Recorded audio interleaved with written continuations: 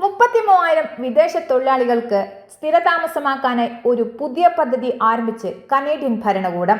നവംബറിൽ ഫെഡറൽ ബജറ്റിൽ ഈ പദ്ധതി ആദ്യം പ്രഖ്യാപിക്കുകയും പിന്നീട് സർക്കാരിന്റെ വാർഷിക ഇമിഗ്രേഷൻ ലെവൽ പ്ലാനിൽ സ്ഥിരീകരിക്കുകയും ചെയ്തു. ഈ പദ്ധതി 2 വർഷത്തേക്ക് നീണ്ടു നിൽക്കുമെന്നാണ് ഫെഡറൽ ഗവൺമെന്റിൽ നിന്നും ലഭിക്കുന്ന വിവരം.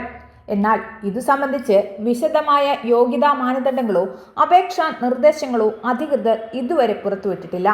നിരവധി താൽക്കാലിക താമസക്കാർ അവരുടെ ഇമിഗ്രേഷൻ സ്റ്റാറ്റസ് കാലഹരണപ്പെടുന്ന സാഹചര്യത്തിലാണ് പുതിയ പദ്ധതി നടപ്പിലാക്കുന്നത്. കാനഡയിലെ മിക്ക താൽക്കാലിക താമസക്കാരും വർക്ക് പെർമിറ്റുകളിലോ പഠന പെർമിറ്റുകളിലോ രാജ്യത്ത് താമസിച്ചു വരുന്നവരാണ്. അതിനാൽ തന്നെ വിസ കാലാവധി കാലഹരണപ്പെടുന്നതിന് മുൻപ് പുതുക്കുകയും വേണം. അവരുടെ അപേക്ഷ നിരസിക്കപ്പെട്ടാൽ പിന്നെ അവർക്ക് കാനഡ വിടേണ്ടി വരും. 2024 ജനുവരി മുതൽ പുതിയ പഠന തൊഴിൽ പെർമിറ്റുകൾ പരിമിതപ്പെടുത്തുന്നതിന് ഫെഡറൽ ഗവൺമെന്റ് നിരവധി നടപടികൾ അവതരിപ്പിച്ചു. 2027 അവസാനത്തോടെ കാനഡയിലെ ജനസംഖ്യയുടെ 5% താഴെ താൽക്കാലിക താമസക്കാരുടെ എണ്ണം പരിമിതപ്പെടുത്താനാണ് ലക്ഷ്യമിടുന്നത്.